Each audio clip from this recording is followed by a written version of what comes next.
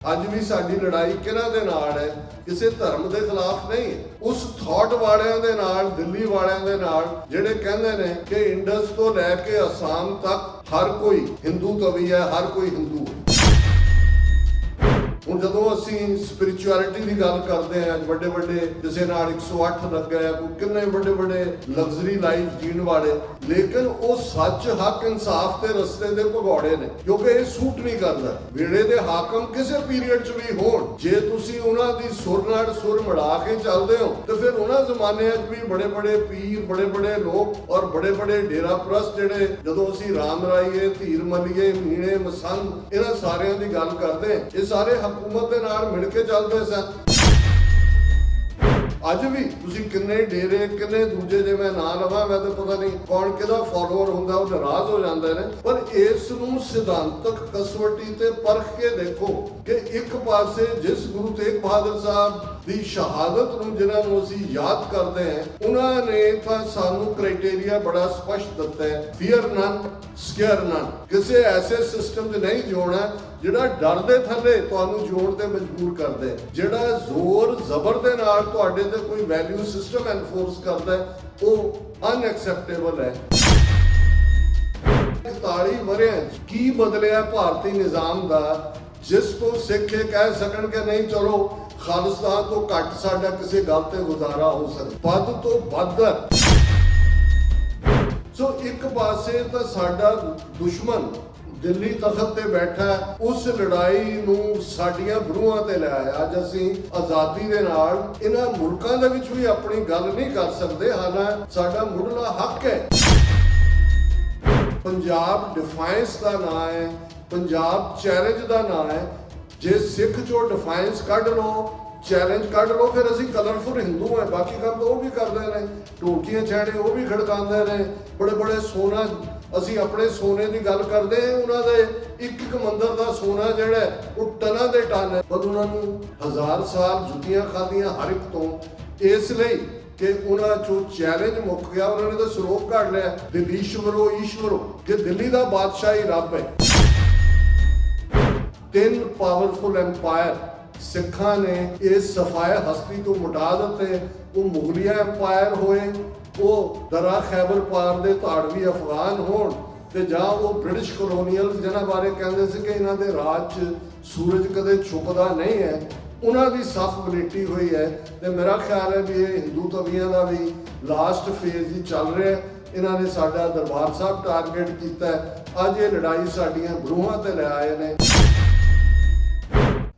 ਦਿਲੋਂ ਮੁਹੱਬਤ ਜਿਨ ਸਹੀ ਸੱਚਿਆ, ਜਿਨ ਮਨ ਹੋਰ ਮੁਖ ਹੋਰ ਸੇ ਕਾਂਡੇ ਕੱਚਿਆ, ਰੱਤੇ ਇਸ਼ਕ ਖੁਦਾਏ ਰੰਗ ਦੀਦਾਰ ਕੇ, ਵਿਸਰਿਆ ਜਿਨ ਨਾਮ ਸੇ ਭੋਏ ਭਾਰ ਥੀਏ, ਆਪ ਲੀਏ ਲੜ ਲਾਏ ਦਰ ਦਰਵੇਸ਼ ਸੇ, तेना धन जनेंदी मौ आए सफल से, परवरदगार अपार अगम बेअंत तू, जिना पछाता सच चुम्मा पैर मुंह, तेरी पना खुदाए तू बख्शंदगी, शेख फरीदा खैर दीजै बंदगी।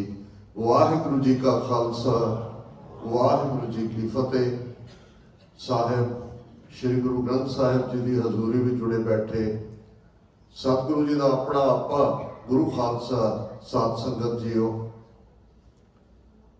ਜਦੋਂ ਵੀ ਤੁਸੀਂ ਕਦੇ ਇਹ ਦੇਖੋਗੇ ਟੁਡੇ ਇਨ ਸਿੱਖ ਹਿਸਟਰੀ, ਸਾਲ ਦੇ 365 ਦਿਨ ਨੇ, ਸੋਲਰ ਸਿਸਟਮ ਦੇ ਨਾਲ ਇਹ ਸਾਰਾ ਕੈਲੰਡਰ ਅਸੀਂ ਬਣਾਇਆ ਹੋਇਆ ਹੈ।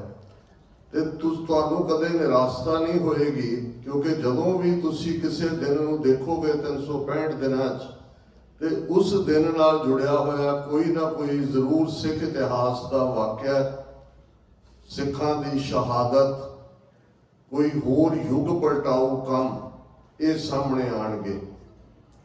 ਅੱਜ ਜਦੋਂ ਅਸੀਂ ਗੱਲਬਾਤ ਕਰ ਰਹੇ ਹਾਂ, ਬੇਸ਼ੱਕ ਇਹ ਨਵੰਬਰ ਦਾ ਮਹੀਨਾ ਔਰ ਇਹ ਵਰ੍ਹਾ 9ਵੇਂ ਪਾਤਸ਼ਾਹ ਗੁਰੂ ਤੇਗ ਬਹਾਦਰ ਸਾਹਿਬ ਦੀ ਸ਼ਹਾਦਤ ਦੀ 350ਵੀਂ ਯਾਦ ਦੇ ਨਾਲ ਵੀ ਜੁੜਿਆ ਹੋਇਆ ਹੈ। ਵੱਡੇ ਵੱਡੇ ਸਮਾਗਮ ਦੁਨੀਆ ਭਰ ਦੇ ਵਿੱਚ ਹੋ ਰਹੇ ਨੇ।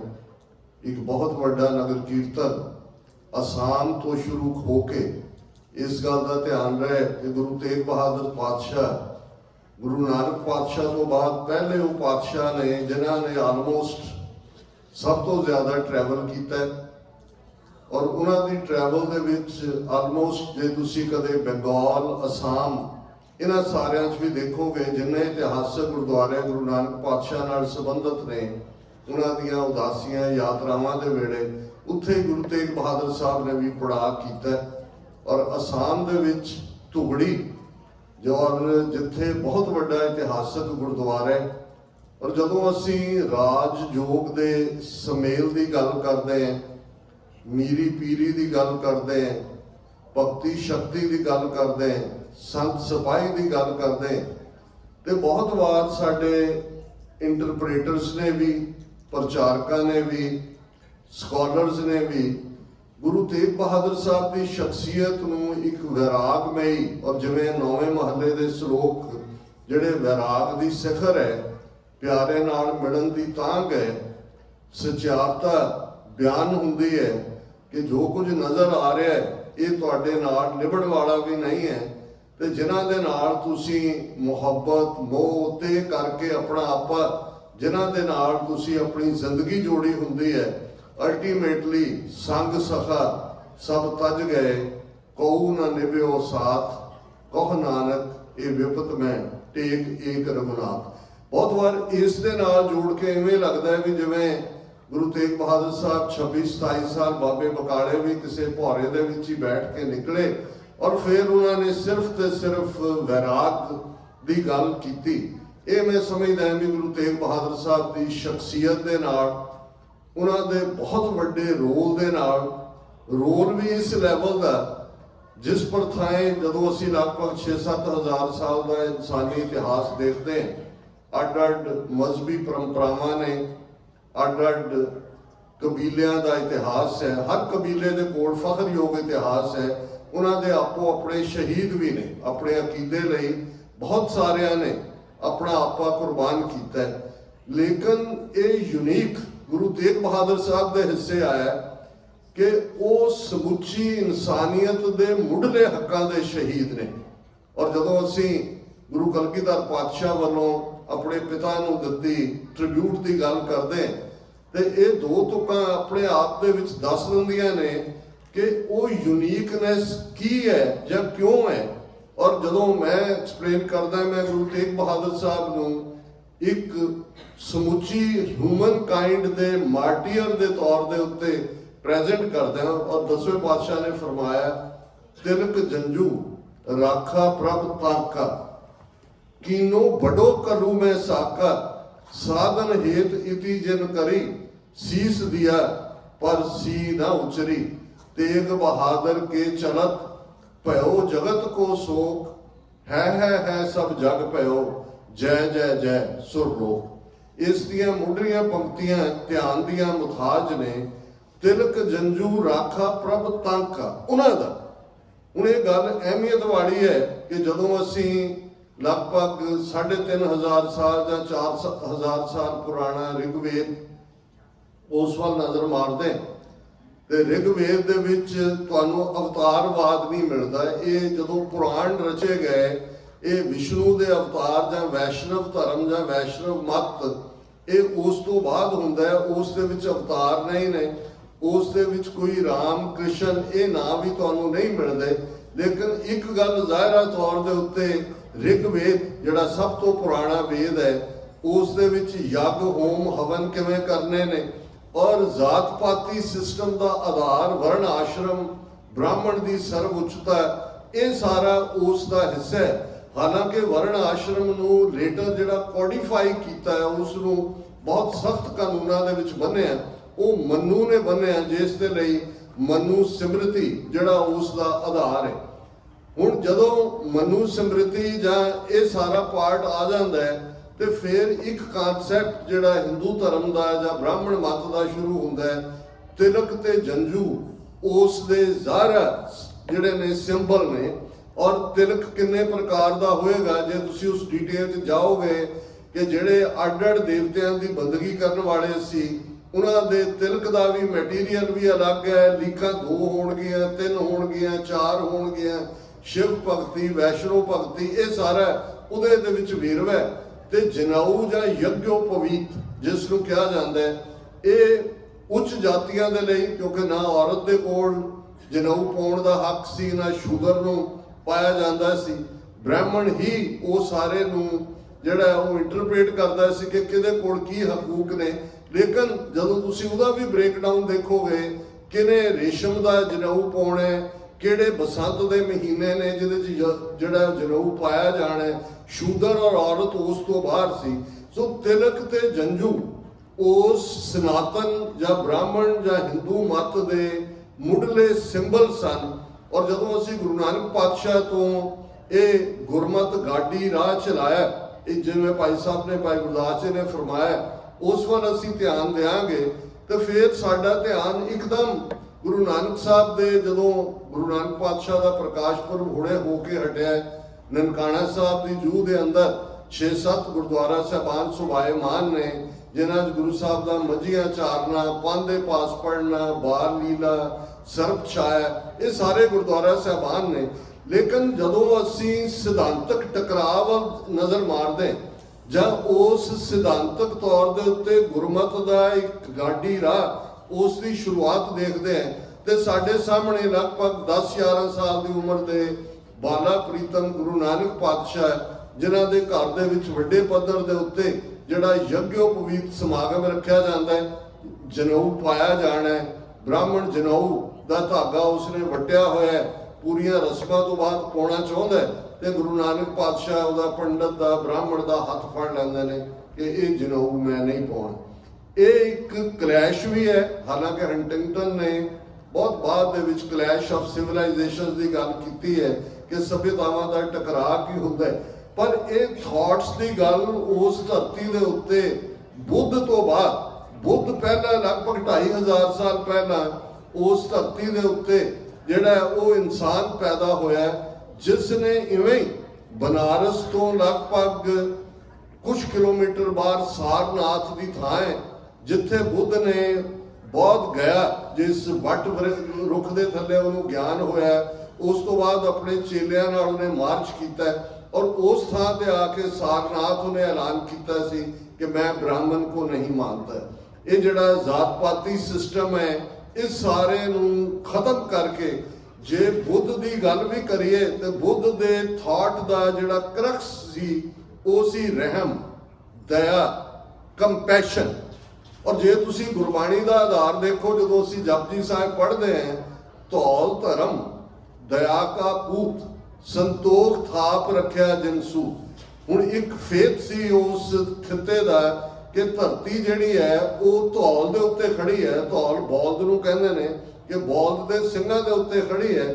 ਗੁਰੂ ਸਾਹਿਬ ਨੇ ਕਿਹਾ ਧਰਮ, ਰਾਈਟੀਅਸਨੈਸ, ਠੀਕ ਗੁਣ, ਉਹਨਾਂ ਦੇ ਉੱਤੇ ਧਰਤੀ ਖੜੀ ਹੈ। ਪਰ ਧਰਮ ਦਾ ਕੋਈ ਮਤਲਬ ਨਹੀਂ ਰਹਿ ਜਾਂਦਾ ਜੇ ਕੰਪੈਸ਼ਨ ਨਹੀਂ ਹੈ, ਜੇ ਦਇਆ ਨਹੀਂ ਹੈ, ਜੇ ਰਹਿਮ ਨਹੀਂ ਹੈ। ਇਸ ਲਈ ਧੌਲ ਧਰਮ ਦਇਆ ਕਾ ਪੂਤ, ਕਿ ਜਿਹੜਾ ਧਰਮ ਹੈ ਅਸਲ 'ਚ ਦਇਆ ਦਾ ਪੁੱਤਰ ਹੈ, ਰਹਿਮ ਦਾ ਪੁੱਤਰ। ਤੇ ਬੁੱਧ ਦਾ ਮੈਸੇਜ ਜਦੋਂ ਉਹਨੇ ਅਹਿੰਸਾ ਪਰਮੋ ਧਰਮ, ਇਹ ਹਾਲਾ ਉਹਨਾਂ ਦਾ ਜਿਹੜੇ ਬੁੱਧ ਧਰਮ ਜੁਆਇਨ ਕਰਦੇ ਸੀ ਉਹਨਾਂ ਦਾ ਸਲੋਗਨ ਤੇ ਸੀ ਬੁੱਧਮ ਸ਼ਰਣਮ ਗੱਛਾਮੀ, ਕਿ ਮੈਂ ਬੁੱਧ ਦੀ ਸ਼ਰਨ 'ਚ ਜਾ ਰਿਹਾ। ਤੇ ਬੁੱਧ ਦਾ ਮੈਸੇਜ ਹੈ ਅਹਿੰਸਾ ਪਰਮੋ ਧਰਮ, ਕਿ ਨੌਨ ਵਾਇਲੈਂਸ। ਇਹੀ ਕਾਰਨ ਹੈ ਕੰਪੈਸ਼ਨ ਦਾ ਪ੍ਰਿੰਸੀਪਲ ਬੁੱਧ ਦਾ ਥਾਟ ਹੈ। ਪਰ ਜਿਸ ਵਿਚਾਰਧਾਰਾ ਦੇ ਨਾਲ ਟਕਰਾਅ ਹੈ, ਜਿਹੜੀ ਬ੍ਰਾਹਮਣ ਵਿਚਾਰਧਾਰਾ ਹੈ, ਹਿੰਦੂ ਮਤ ਹੈ, ਜਾਂ ਉਹਦੇ ਲਈ ਅੱਜ ਹਿੰਦੂਤਵਾ ਟਰਮ ਯੂਜ਼ ਕੀਤੀ ਜਾਂਦੀ ਹੈ, ਉਸ ਦਾ ਆਧਾਰ ਆਲ ਟੂਗੈਦਰ ਡਿਫਰੈਂਟ ਹੈ। ਉਹ ਜ਼ਾਤ ਪਾਤੀ ਸਿਸਟਮ ਦੇ ਵਿੱਚ ਸਮਾਜ ਨੂੰ ਵੰਡਣ 'ਚ ਯਕੀਨ ਰੱਖਦਾ ਹੈ। ਜਨਮ ਦੇ ਨਾਲ ਉੱਚੇ ਨੀਵੇਂ ਦੀ ਗੱਲ ਹੈ। ਇੱਕ ਵੱਡੇ ਹਿੱਸੇ ਨੂੰ ਸ਼ੂਦਰ ਬਣਾ ਕੇ ਮੁੱਢਲੇ ਇਨਸਾਨੀ ਹੱਕਾਂ ਤੋਂ ਵੀ ਮਹਿਰੂਮ ਕਰ ਦਿੱਤਾ ਜਾਂਦਾ ਹੈ। ਔਰਤ ਨੂੰ ਨਰਕ ਦੁਆਰੀ, ਤਿਰਸਕਾਰ ਯੋਗ ਔਰ ਪਤਾ ਨਹੀਂ ਕੀ ਤੁਸੀਂ ਮਨੂ ਸਮ੍ਰਿਤੀ ਪੜ੍ਹੋ ਤੇ ਤੁਸੀਂ ਉਸ ਨੂੰ ਅੱਗੇ ਪੜ੍ਹ ਨਹੀਂ ਸਕਦੇ ਕਿ ਕਿਸ ਲੈਵਲ ਦਾ ਕੰਪੈਸ਼ਨ ਦਾ ਬਿਲਕੁਲ ਉਲਟ ਹੈ। ਤੇ ਇਧਰ ਜਦੋਂ ਜਨੇਊ ਪੰਡਤ ਪਾਉਣ ਲੱਗਦਾ ਹੈ ਤੇ ਗੁਰੂ ਨਾਨਕ ਪਾਤਸ਼ਾਹ ਉਸ ਦਾ ਹੱਥ ਫੜ ਲੈਂਦੇ ਨੇ कि भी ये जनेऊ नहीं पाउणा।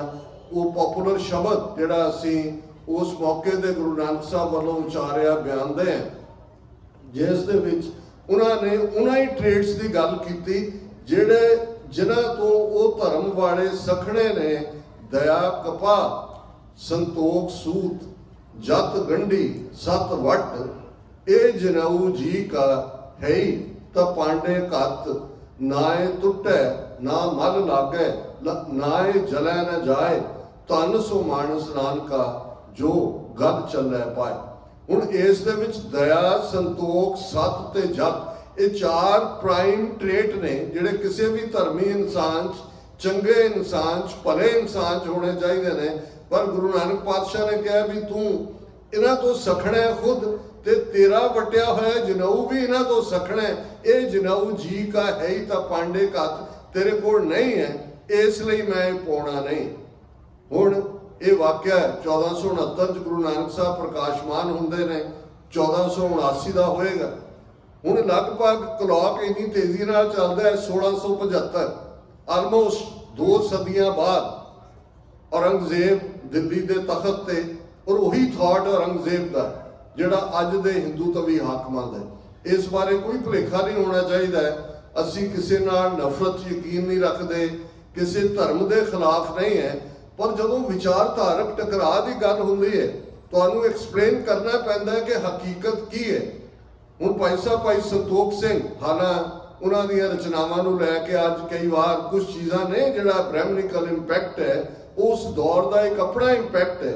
वो जदों गुरु कलगीधर पातशाह नूं ट्रिब्यूट दिंदे ने, उन्हां दा एक कवित है जिस दे विच ओह कहंदे ने छाए जाति एकता अनेकता बिलोए जाति होवती कुचीलता कतेबन कुरान की पाप परपक जाते धर्म तसक जाते वर्ण गरक जाते साहित्य वेदान की देवी देव द्योरे संतोख सिंगा दूर होते रूप मिट जाते कथा वेदन पुराण के श्री गुरु गोबिंद सिंह पावन परम शूर मूरत न होती जौपै करुणा निदान की। अखीर तो शुरू करिए कि जे करुणा दी मूरत दया दे खजाने पावन बहुत पवित्र परम शूर बहुत बहादुर गुरु गोबिंद सिंह साहब ना होंदे तां छाए जाती एकता अनेकता बिलोए जाती। एकता हो जानी सी, अनेकता टुट जानी सी, डाइवर्सिटी खत्म हो जानी सी। सिर्फ एक थॉट जिहड़ा कतीबां दे नाल जुड़िया होया कुरान दे नाल जुड़िया होया वो प्रवेल करना सी। ते ये गुरु गोबिंद सिंह साहब आए ते एकता टुटी अनेकता प्रवान हुई। ये बहुत वड्डी गल है। अज भी साडी लड़ाई किहनां दे नाल है? किसी धर्म के खिलाफ नहीं है, उस थॉट वालियां दे नाल दिल्ली वालियां दे नाल जिहड़े कहंदे ने कि इंडस तो लैके आसाम तक हर कोई हिंदू तवी है, हर कोई हिंदू है। हुण ये भी उही गल है जो उस थॉट दे विच सी। इसलिए जो गुरु कलगीधर पातशाह ने अपने पिता की शहादत गुरु तेग बहादुर साहब जे गुरु नानक पातशाह पंडित का हथ फड़ लेंदे ने कि ये जनेऊ जबरी पाउण नहीं देना है, तो गुरु तेग बहादुर साहब खुद अनंदपुर साहब तो दिल्ली जाके अपने प्यारे सिखां दे नाल भाई मती दास भाई सती दास भाई दयालत क्योंकि इन्हां तिन्नां सिखां की शहादत भी गुरु तेग बहादुर साहब तो पहला हुंदी है रादर वो जाके औरंगजेब का हथ फड़ लेंदे ने कि ये जनेऊ जबरी लाउण नहीं देना। ये सिक्खी का बेसिक है। जदों तुसीं गुरु तेग बहादुर साहब की बाणी पढ़ते हो पै काहू को देत न पै मानत आन कह नानक ये जगत में ज्ञानी ताहे बखान। हुण जदों असीं स्पिरिचुअलिटी की गल करते हैं अज वड्डे वड्डे किसी नाल 108 लग गए कोई किन्ने वड्डे वड्डे लग्जरी लाइफ जीण वाले, लेकिन वो सच हक इंसाफ के रस्ते के भगौड़े ने क्योंकि ये सूट नहीं करता। वेड़े के हाकम किसी पीरीयड च भी होण जे तुसीं उन्हां दी सुर नाल सुर मिला के चलते हो तो फिर उन्होंने जमाने भी बड़े बड़े पीर बड़े बड़े लोग और बड़े बड़े डेरा प्रस्त जिहड़े जदों असीं राम राईए धीर मलीए मीणे मसंद इन्हां सारियां दी गल करदे ये सारे हुकूमत दे नाल मिल के चलदे सन। अज भी तुसीं किन्ने डेरे किन्ने दूजे जे मैं ना लवां मैं तो पता नहीं कौन किहदा फॉलोअर हुंदा वो नाराज हो जांदे ने। पर इस नूं सिद्धांतक कसवटी ते परख के देखो कि एक पासे जिस गुरु तेग बहादुर साहब ਦੀ ਸ਼ਹਾਦਤ ਨੂੰ ਜਿਨ੍ਹਾਂ ਨੂੰ ਅਸੀਂ ਯਾਦ ਕਰਦੇ ਹਾਂ, ਉਹਨਾਂ ਨੇ ਤਾਂ ਸਾਨੂੰ ਕ੍ਰਾਈਟੇਰੀਆ ਬੜਾ ਸਪਸ਼ਟ ਦਿੱਤਾ ਹੈ ਕਿ ਭੈ ਕਾਹੂ ਕੋ ਦੇਤ ਨੈ ਭੈ ਮਾਨਤ ਆਨ, ਫੀਅਰ ਨਨ ਸਕੇਅਰ ਨਨ। ਕਿਸੇ ਐਸੇ ਸਿਸਟਮ 'ਚ ਨਹੀਂ ਜਿਉਣਾ ਜਿਹੜਾ ਡਰ ਦੇ ਥੱਲੇ ਤੁਹਾਨੂੰ ਜਿਉਣ ਤੇ ਮਜਬੂਰ ਕਰਦੇ, ਜਿਹੜਾ ਜ਼ੋਰ ਜ਼ਬਰ ਦੇ ਨਾਲ ਤੁਹਾਡੇ ਤੇ ਕੋਈ ਵੈਲਿਊ ਸਿਸਟਮ ਐਨਫੋਰਸ ਕਰਦਾ, ਉਹ ਅਨਐਕਸੈਪਟੇਬਲ ਹੈ। ਔਰ ਇਹੀ ਆਈਡੀਓਲੋਜੀ ਜਦੋਂ ਅਸੀਂ ਖਾਲਸਾ ਜੀਵਨ ਸ਼ੈਲੀ ਦੀ ਗੱਲ ਕਰਦੇ ਹਾਂ, ਖਾਲਸਾ ਪੰਥ ਦੇ ਸਿਧਾਂਤ ਦੀ ਗੱਲ ਕਰਦੇ ਹਾਂ, ਮੁੱਢਲੀਆਂ ਵੈਲਿਊਜ਼ ਇਹ ਨੇ ਕਿ ਜ਼ਬਰ ਦੇ ਖਿਲਾਫ, ਜ਼ੁਲਮ ਦੇ ਖਿਲਾਫ ਖਲੋਣਾ। ਔਰ ਇਹੀ ਗੱਲ ਜਦੋਂ ਗੁਰੂ ਤੇਗ ਬਹਾਦਰ ਸਾਹਿਬ ਇੱਕ ਪਾਸੇ ਵਿਰਾਗ ਦੀ ਇੰਤਹਾ ਹੈ, ਅਲਟੀਮੇਟ ਇਹ ਵੀ ਟਰੂਥ ਹੈ ਕਿ ਵੀ ਦੁਨੀਆ ਦੇ ਵਿੱਚ ਨਾਮ ਰਹੋ, ਸਾਧੂ ਰਹੋ ਗੁਰੂ ਗੋਬਿੰਦ, ਕਹ ਨਾਨਕ ਇਹ ਜਗਤ ਮੈਂ ਕਿਨ ਜਪਿਓ ਗੁਰਮਨ। ਹੁਣ ਇਹੀ ਅਲਟੀਮੇਟਲੀ ਰਹਿਣ ਵਾਲੇ ਨੇ। ਪਰ ਉਹ ਗੁਰੂ ਤੇਗ ਬਹਾਦਰ ਸਾਹਿਬ ਜਦੋਂ 12-13 ਸਾਲ ਦੀ ਉਮਰ ਦੇ ਨੇ, 6ਵੇਂ ਪਾਤਸ਼ਾਹ ਦੇ ਸਭ ਤੋਂ ਛੋਟੇ ਸਪੁੱਤਰ ਨੇ, ਕਰਤਾਰਪੁਰ ਸਾਹਿਬ ਦੀ ਜੰਗ ਹੁੰਦੀ ਹੈ। ਇਹ ਉਹ ਕਰਤਾਰਪੁਰ ਸਾਹਿਬ ਜਿਹੜਾ ਜਲੰਧਰ ਤੋਂ ਲਗਭਗ 12-13 ਕਿਲੋਮੀਟਰ ਦੂਰ ਜਲੰਧਰ ਅੰਮ੍ਰਿਤਸਰ ਰੋਡ ਤੇ ਹੈ। ਤੁਹਾਡੇ ਚੋਂ ਬਹੁਤ ਸਾਰਿਆਂ ਨੇ, ਉਹ ਬੜੇ ਇਤਿਹਾਸਕ ਮੁਕਾਮ ਹੈ, ਮਾਤਾ ਗੰਗਾ ਜੀ ਨਾਲ ਸੰਬੰਧਿਤ ਗੁਰਦੁਆਰਾ ਥੰਮ ਸਾਹਿਬ, ਹੋਰ ਵੀ। ਲੇਕਿਨ ਇੱਥੇ ਚੌਥੀ ਜੰਗ 6ਵੇਂ ਪਾਤਸ਼ਾਹ ਨੇ ਲੜੀ ਹੈ।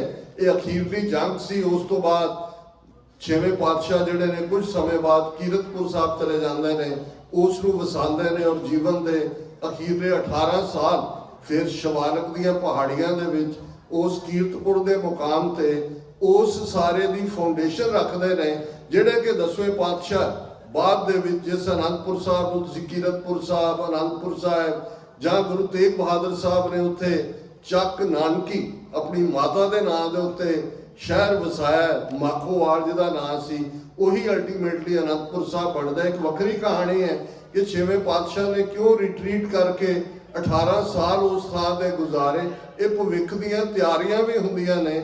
ਕਈ ਵਾਰ ਚੈਲੰਜਸ ਨੂੰ ਜ਼ਰੂਰੀ ਨਹੀਂ ਹੁੰਦਾ ਵੀ ਤੁਸੀਂ ਹਰ ਥਾਂ ਤੇ ਜਾ ਕੇ ਸਿੱਧਾ ਟੱਕਰ ਲੈਣੀ ਹੁੰਦੀ ਹੈ, ਤੁਸੀਂ ਉਸ ਵੇਲੇ ਦੀ ਇੰਤਜ਼ਾਰ ਵੀ ਕਰਦੇ ਹੋ। ਪਰ ਇੱਕ ਪਾਸਾ ਉਹ ਹੈ ਕਿ ਉਸ ਕਰਤਾਰਪੁਰ ਦੀ ਜੰਗ 'ਚ ਨਾ ਗੁਰੂ ਤੇਗ ਬਹਾਦਰ ਸਾਹਿਬ ਦਾ ਜਨਮ ਵੇਲੇ ਤਿਆਗ ਮਾਲੇ। ਹੁਣ 12-13 ਸਾਲ ਦੀ ਉਮਰ ਹੈ, ਐਸੇ ਉਹ ਤਲਵਾਰ ਦੇ ਜ਼ੋਰ ਦਿਖਾਉਂਦੇ ਨੇ ਕਿ ਉਹਨਾਂ ਦੇ ਪਿਤਾ ਹੀ ਕਹਿੰਦੇ ਨੇ ਕਿ ਇਹ ਤਿਆਗ ਮਲ ਨਹੀਂ, ਇਹ ਤੇਗ ਬਹਾਦਰ ਹੈ। ਹੁਣ ਇਸ ਨੂੰ ਅਸੀਂ ਦੇਖੀਏ ਕਿ ਤਿਆਗ ਮਲ ਤੋਂ ਤੇਗ ਬਹਾਦਰ ਬਣਨ ਦੀ ਸਮਰੱਥਾ ਜਾਂ ਗੁਰੂ ਤੇਗ ਬਹਾਦਰ ਪਾਤਸ਼ਾਹ ਦਾ ਜਿਹੜਾ ਕਾਰਨਾਮਾ ਹੈ ਉਹੀ ਹੈ ਕਿ ਮੁੱਢਲੇ ਤੌਰ ਦੇ ਉੱਤੇ ਪਹਿਲਾਂ ਤੁਹਾਡੇ ਅੰਦਰ ਤਿਆਗ ਦੀ ਭਾਵਨਾ ਹੈ। ਤੁਸੀਂ ਮੋਹ ਮਾਇਆ ਤੋਂ ਆਜ਼ਾਦ ਹੋ ਕੇ, ਔਰ ਖਾਲਸੇ ਦਾ ਕਰਮ ਵੀ ਇਹੀ ਹੈ। ਖਾਲਸਾ ਜਿਹੜਾ ਜੰਗ ਦੇ ਮੈਦਾਨ ਦੇ ਵਿੱਚ ਤਲਵਾਰ ਵਾਹੁੰਦਾ ਹੈ, ਉਹ ਪਹਿਲਾਂ ਜਦੋਂ ਗੁਰੂ ਕਲਗੀਧਰ ਪਾਤਸ਼ਾਹ ਦਾ ਅਸੀਂ ਇਹ ਸ਼ਬਦ ਜਿਹੜਾ ਖਾਸ ਤੌਰ ਤੇ ਚਮਕੌਰ ਦੀ ਗੜੀ ਚੋਂ ਨਿਕਲਦੇ ਨੇ, ਜਾਮਾ ਲੀਰੋ ਲੀਰ ਹੈ, ਪੈਰਾਂ ਦੇ ਵਿੱਚ ਕੰਡੇ ਨੇ, ਖੂਨ ਹੈ, ਉਸ ਖੂਹ ਦੀ ਟਿੰਡ ਨੂੰ ਸਰਾਣਾ ਬਣਾ ਕੇ ਜਿਹੜਾ ਉਹ ਆਰਾਮ ਕਰਦੇ ਨੇ। ਭਾਈ ਦਇਆ ਸਿੰਘ, ਭਾਈ ਧਰਮ ਸਿੰਘ, ਭਾਈ ਮਾਨ ਸਿੰਘ ਆ ਕੇ ਮਿਲਦੇ ਨੇ ਤੇ ਜਿਹੜੀ ਮਾਲਵੇ ਦੀ ਬੋਲੀ ਦੇ ਵਿੱਚ ਸੱਦ ਗੁਰੂ ਕਲਗੀਧਰ ਪਾਤਸ਼ਾਹ ਨੇ ਗਾਈ, ਮਿੱਤਰ ਪਿਆਰੇ ਨੂੰ ਹਾਲ ਮੁਰੀਦਾਂ ਦਾ ਕਹਿਣਾ, ਤੁਧ ਵਿਣ ਰੋਗ ਰਜਾਈਆਂ ਦਾ ਓਢਣ, ਨਾਗ ਨਿਵਾਸਾਂ ਦੇ ਰਹਿਣਾ, ਸੂਰ ਸੁਰਾਹੀ ਖੰਜਰ ਪਿਆਲਾ, ਬਿੰਗ ਕਸਾਈਆਂ ਦਾ ਸਹਿਣਾ, ਯਾਰੜੇ ਦਾ ਸਾਨੂੰ ਸੱਥਰ ਚੰਗਾ, ਭੱਠ ਖੇੜਿਆਂ ਦਾ ਰਹਿਣਾ। ਰੱਬ ਦੇ ਨਾਲ ਜੁੜੇ ਹੋਣਾ, ਯਾਦ ਦੇ ਵਿੱਚ ਰਹਿਣਾ, ਯਾਰੜੇ ਦੇ ਸੱਥਰ ਨੂੰ ਤੋਂ ਜਿਹੜਾ ਉਹ ਕੁੱਲ ਕਾਇਨਾਤ ਦੇ ਵੱਡੇ ਵੱਡੇ ਸੁੱਖ ਕੁਰਬਾਨ ਕਰ ਦੇਣਾ। ਤੇ ਉਸ ਰੱਬ ਦੀ ਯਾਦ ਤੋਂ ਬਿਨਾਂ ਇਵੇਂ ਹੈ ਮਾਨੋ ਤੁਸੀਂ ਸੱਪਾਂ ਦੇ ਉਸ ਖੁੱਡ ਦੇ ਵਿੱਚ ਰਹਿ ਰਹੇ ਹੋਵੋ। ਇਹ ਹੈ ਜਦੋਂ ਅਸੀਂ ਵਿਰਾਗ ਔਰ ਤੇਗ ਦੀ ਗੱਲ ਕਰਦੇ ਹਾਂ, ਰਾਜ ਤੇ ਜੋਗ ਦੀ ਗੱਲ ਕਰਦੇ ਹਾਂ। ਔਰ ਇਸ ਗੱਲ ਦਾ ਧਿਆਨ ਰਹੇ ਜਦੋਂ ਅਸੀਂ ਰਬਾਬ ਤੋਂ ਨਗਾਰੇ ਤੱਕ ਦੇ ਸਫ਼ਰ ਦੀ ਗੱਲ ਕਰਦੇ, ਰਬਾਬ ਤੋਂ ਨਗਾਰੇ ਤੱਕ ਹੱਥ ਤਲਵਾਰ ਫੜਨ ਦਾ ਹੱਕ ਉਹਨੂੰ ਹੈ, ਨਗਾਰਾ ਜ਼ਾਹਰ ਹੈ ਜੰਗ ਦਾ ਐਲਾਨਨਾਮਾ ਹੈ, ਨਗਾਰੇ ਤੇ ਚੋੜ ਦੇਣ ਦਾ ਹੱਕ ਉਹਨੂੰ ਹੈ ਜਿਸ ਦੀਆਂ ਉਂਗਲਾਂ ਨੇ ਪਹਿਲਾਂ ਰਬਾਬ ਦੀ ਉਸ ਛੋਹ ਦੇ ਨਾਲ ਪਿਆਰੇ ਦੇ ਗੀਤ ਗਾਏ ਹੋਣ, ਉਸ ਅਕਾਲ ਪੁਰਖ ਦੀ ਬੰਦਗੀ ਕੀਤੀ ਹੋਏ। ਇਹ ਕੰਪਲੀਸ਼ਨ ਹੈ ਆਈਡੀਓਲੋਜੀ ਦੀ। ਔਰ ਉਹ ਤੇਗ ਬਹਾਦਰ ਕੱਲੇ ਇੱਕ ਲੈਵਲ ਤੇ ਨਹੀਂ ਨੇ। ਸ਼ਹਾਦਤ ਤਾਂ ਉਹੀ ਹੈ ਕਿ ਕੀਨੋ ਬੜੋ ਕਲੂ ਮੈਂ ਸਾਕਾ, ਕਿ ਇਸ ਤੋਂ ਵੱਡਾ ਮਾਡਰਨ ਏਜ ਦੇ ਵਿੱਚ ਕੋਈ ਕੁਰਬਾਨੀ ਨਹੀਂ ਹੈ, ਕਿਉਂਕਿ ਆਪੋ ਆਪਣੇ ਅਕੀਦਿਆਂ ਲਈ ਕੁਰਬਾਨ ਹੋਣ ਵਾਲੇ ਤਾਂ ਨੇ, ਲੇਕਿਨ ਕਿਸੇ ਦੇ ਅਕੀਦੇ ਦੇ ਲਈ ਜਾ ਕੇ ਆਪਣਾ ਕੁਰਬਾਨ ਕਰ ਦੇਣਾ। ਹਾਲਾਂ ਇੱਕ ਵੈਸਟਰਨ ਥਿੰਕਰ ਦੀ ਕਹਾਣੀ ਜਾਂ ਉਹਦੀ ਕੋਟ ਕੀਤੀ ਜਾਂਦੀ ਹੈ, ਜਿਹਦੇ 'ਚ ਉਹ ਕਹਿੰਦਾ ਕਿ ਵੀ ਮੈਂ ਤੇਰੇ ਨਾਲ ਸਹਿਮਤ ਤਾਂ ਨਹੀਂ ਹੈ, ਪਰ ਤੇਰੇ ਆਪਣੇ ਵਿਚਾਰ ਦੇਣ ਦੀ ਆਜ਼ਾਦੀ ਨੂੰ ਕਾਇਮ ਰੱਖਣ ਲਈ ਮੈਂ ਆਪਣੀ ਜਾਨ ਵੀ ਕੁਰਬਾਨ ਕਰ ਸਕਦਾ, ਕਿ ਮੈਂ I don't agri with you but I will sacrifice my life for your believe what ever you believe in. पर इंसानी इतिहास के विच ये वापरिया। गुरु तेग बहादुर साहब की शहादत इस लैवल की शहादत है, और ये साडी अणगहली कहो, साडे कोल नेशन स्टेट का ना होना कहो, वो फ्रॉड मोदी न्यूयॉर्क च आंदा है, UN के मैंबरां नूं पार्टियां पुटियां करा के पढ़न, किहड़ा दिन United Nations international yoga day बना देंगे ने जी। हुण योगा उत्थे मैडिसन स्केयर जिहड़ा पुट्ठे लटक रहे होंदे ने जी, UN ने भी डिकलेयर कर दिता है। जे साडी अपनी नेशन स्टेट हुंदी, साडा अपना घर कौमी घर हुंदा ते UN दे विच गुरु तेग बहादुर साहब दा शहीदी दिन कुल ह्यूमन काइंड वालों UN दे ऑस्पिसिस दे थल्ले दुनिया भर दे विच सैलीब्रेट हो रहा हुंदा है कि जिहड़ा UN चार्टर 10 दसंबर 1948 नूं सामने आया है, इहदियां फाउंडेशनस तां गुरु नानक पातशाह की आइडियोलॉजी ने रखी है, पर शहादत गुरु तेग बहादुर साहब की है कि उन्होंने किवें दूसरियां दे मुढ़ले धार्मिक आज़ादी के हक नूं बरकरार रखण दे लई जां बहाल कराउण दे लई अपना आपा कुर्बान कीता। सानू इस ते फख्र होना चाहिए। गुरु तेग बहादुर साहब की शहादत का एस्पैक्ट मैं गल धोबड़ी जां आसाम तो शुरू की सी। उत्थे जिहड़ा गुरुद्वारा साहब का जदों तुसी इतिहास च आके देखोगे या वैसे भी सर्च या रिसर्च करोगे, राजा आसाम, हुण जदों असीं गुरु हरगोबिंद साहब वालों 52 डिसीडेंट पोलिटिकल किंग्स की रिहाई की गल करते हैं ग्वालियर के किले चों, तो वो आसाम तो लैके ते शिवालिक दीयां पहाड़ियां तक मेजोरिटी राजपूत राजे सन। एक या दो जिन्हां दा जिक्र मुसलमान भी सन, जिन्होंने उन्होंने गुरु साहब ने रिहा करवाया। गुरु नानक पातशाह के वेले तो आसाम गुरु नानक पातशाह गए। फिर असी जो 10वें पातशाह का जीवन देखते हैं तो फिर प्रसादी हाथी का जिक्र होंदा है, पंज कला शस्त्र का जिक्र होंदा है, जिन्हों राजा रतन राय आसाम का राजा लैके उस दियां गिफ्ट सन अनंदपुर साहब लई। पर इहदे चों वाकया गायब हो जाता है कि आसाम जिहड़ा कि दिल्ली तखत के थल्ले सी, उन्हां दा हाकम उन्हां दा किंग जिहड़ा वो रिबेलियस हुंदा है। और जय सिंह जिस दे नां दे उत्ते जयपुर का शहर भी वसिया होया है। बंगला साहब जो असीं गुरुद्वारा साहब के दीदार करते हैं, ये भी जय सिंह सवाई जिसका बंगला सी, जिहड़ा गुरु घर का भी श्रद्धालु सी, जिथे गुरु हरकृष्ण साहब गए। हुण औरंगजेब जय सिंह नूं फौज दे के भेजदा उन्होंने सप्रैस करने के लिए उस आसाम के राजे नूं। दोवें ही गुरु साहब के श्रद्धालु ने, गुरु साहब आए हुए ने आसाम के दौरे के उत्ते, और देखते हैं भी दोवें पासे फौजा आमो सामने खड़ियां ने। हुण मैं जो रोल की गल करदा है कि डिप्लोमेसी कितना वड्डा अज भी दुनिया के जदों किते भी कन्फ्रंटेशन हुंदी है, जंग हुंदी है, प्रेजिडेंट ट्रंप जो क्रेडिट लैंदे ने कि जी मैं पिछले 9 महीने दे विच 9 थावां दे उत्ते जंगबंदी करवाई, थाईलैंड और फलाने का टकरा, कंबोडिया, इंडिया और पाकिस्तान का, और गजा दे विच जिहड़ी है पीस करवाई, फलां थां करवाई। ये बिल्कुल डिप्लोमेसी का एक बड़ा रोल हुंदा है। पर असीं कदे भी साडे ना हिस्टोरीयंस ने ना साडे इंटरप्रेटर्स ने। हुण गुरु तेग बहादुर साहब देखते हैं कि दोवें पासे बेगुनाह मारे जाने ने फौजी, इन्हां दी अनां दा रौला दोवां दा, और गुरु साहब दी इंटरवेंशन दे नाल दोनों राजियां दे विच समझौता हुंदा है, फौजां पिछे हट जांदियां ने, दोनों की तसल्ली हुंदी है, ते दोवें ही कहंदे ने कि महाराज तुहाडे इस इन्ने वड्डा तुसीं हज़ारां बेगुनाह दा खून डुलण तो बचाया, इसकी कोई यादगार रहनी चाहिए है। तो फैसला हुंदा है कि दोवें पासियां दे फौजी ढाल दे विच मिट्टी जिहड़ी है 2-2 ढालां भर के एक थां दे उत्ते पाउणगे। वो मौंड जां जिवें अज असीं कोई यादगारी थां बनाते हैं, उन्होंने उच्ची बनाते हैं, वो धोगड़ी जां तो वो लफज इहदे चों ही आया। दोनों पासियां दीयां फौजां जिहड़ियां ने ਉਹ ਢਾਲਾਂ ਦੇ ਨਾਲ ਮਿੱਟੀ ਪਾਉਂਦੀਆਂ ਨੇ। ਉਹ ਇਤਿਹਾਸ ਉੱਥੋਂ ਇਹ ਨਗਰ ਕੀਰਤਨ ਸ਼ੁਰੂ ਹੋਇਆ, ਜਦੋਂ ਹੁਣ ਅਸੀਂ 350 ਸਾਲਾਂ ਅੱਡ-ਅੱਡ ਥਾਵਾਂ ਤੋਂ, ਫਿਰ ਕਸ਼ਮੀਰ ਮਠਨ ਤੋਂ, ਜਿੱਥੋਂ ਕਸ਼ਮੀਰੀ ਬ੍ਰਾਹਮਣ ਪੰਡਤ ਕਿਰਪਾ ਰਾਮ ਦੀ ਜਿਹੜਾ ਉਸ ਥਾਂ ਦੇ ਉੱਤੇ ਕੋਈ ਬੇਮਤਲਬ ਨਹੀਂ ਸੀ, ਉਹ ਇੱਕ ਪਾਵਰਫੁਲ ਗੁਰੂ ਨਾਨਕ ਪਾਤਸ਼ਾਹ ਕਸ਼ਮੀਰ ਵਾਦੀ 'ਚ ਗਏ। ਜਦੋਂ ਅਸੀਂ ਇਹ ਸ਼ਬਦ ਆਸਾ ਦੀ ਵਾਰ ਦੇ ਵਿੱਚ ਪੜ ਗੱਡੀ ਲੱਦੀ ਹੈ, ਪੜ ਭਰੀਆ ਖਾ ਤੇ ਪੜ੍ਹਦੇ ਹੈ, ਇਹ ਉਸ ਮੌਕੇ ਦੇ ਉੱਤੇ ਸ਼ਾਇਦ ਪੰਡਤ ਬ੍ਰਹਮ ਦੱਤ ਦਾ ਨਾਂ ਸੀ, ਜਿਹਦੇ ਉਸੇ ਦੀ ਕੰਟੀਨਿਊਟੀ ਸੀ। ਕਿਰਪਾ ਸਾਗਰ ਜਿਹੜਾ ਇੱਕ ਵੱਡਾ ਡੈਲੀਗੇਸ਼ਨ ਲੈ ਕੇ, ਕਿਤੇ ਉਹਦਾ ਨੰਬਰ 51 ਹੈ, ਕਿਤੇ 200 ਹੈ, ਉਹ ਆਉਂਦਾ।